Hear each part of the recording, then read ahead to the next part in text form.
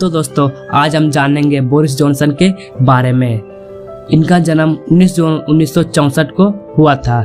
इनका पूरा नाम Alexander Boris de Pfeffel Johnson है और इनकी शिक्षा study of classics Balliol college Oxford में हुआ था। बोरिस पिछले साल जुलाई में ब्रिटेन के प्रधानमंत्री चुने गए थे। ब्रेक्जिट के चलते ब्रिटेन में राजनीतिक अस्थिरता का बोरिस को फायदा मिला और थेरेसा मे के इस्तीफा के बाद कंजर्वेटिव पार्टी का नेता चुने जाने के बाद बोरिस सत्ता के शीर्ष तक पहुंचे। पत्रकार और टीवी होस्ट से राजनीतिक बने बोरिस जॉनसन अपने कॉमेडी के हुनर के चलते ब्रिटेन में लोकप्रिय हुए, लेकिन विवादों से भी उनका नाता रहा। 2016 में लंदन के मेयर रहते हुए बोरिस ने तुर्की के राष्ट्रपति एर्दोआन को टारगेट करते हुए एक आपत्तिजनक कविता लिखी थी। वह बराक ओबामा से लेकर हिलेरी क्लिंटन, ट्रंप तक का मजाक उड़ाने में पीछे नहीं रहे हैं। कोरोना वायरस के लिए सख्त कदम नहीं उठाए जाने पर उनकी निंदा हुई थी। बोरिस खुद भी कोरोना से संक्रमित हो चुके हैं। परिवार, परदादा तुर्की में मंत्री रहे हैं। बोरिस खुद को भारत का दामाद कहते हैं। बोरिस का जन्म न्यूयॉर्क में हुआ था।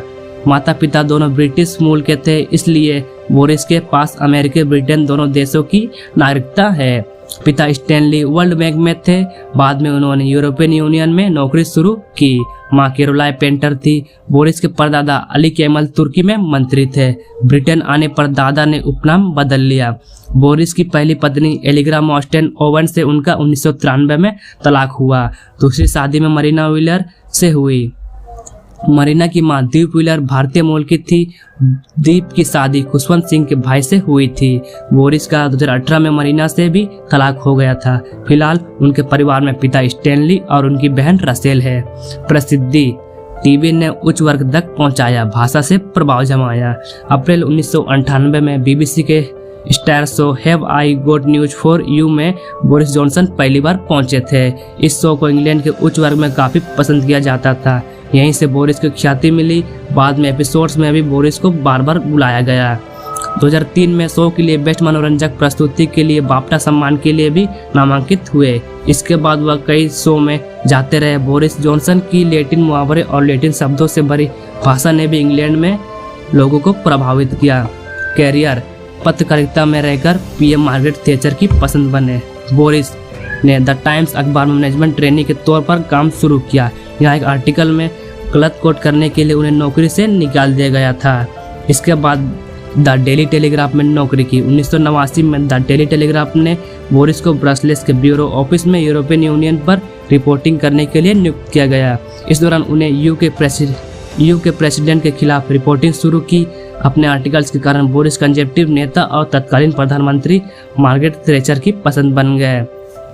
खेल प्रेमी, बोरिस फुटबॉल प्रेमी है। कई चैरिटी मैच में फुटबॉल खेल चुके हैं। इसके अलावा रग्बी, बैडमिंटन जैसे खेलों में भी उनकी रुचि है।